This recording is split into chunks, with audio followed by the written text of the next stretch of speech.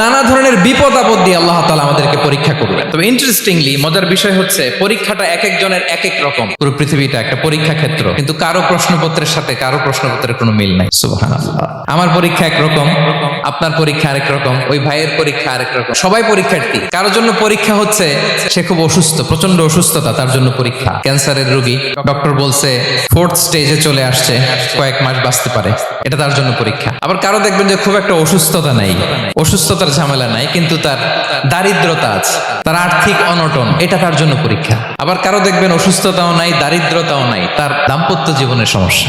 অনেকের দেখবেন এগুলো কোনোটাই সমস্যা না, তার ছেলে কথা শোনে না, মাদকাসক্ত, রিহ্যাবে পাঠায়, আবার আসে, আবার গাঁজা খাওয়া শুরু করে, আছে না নাই বলেন?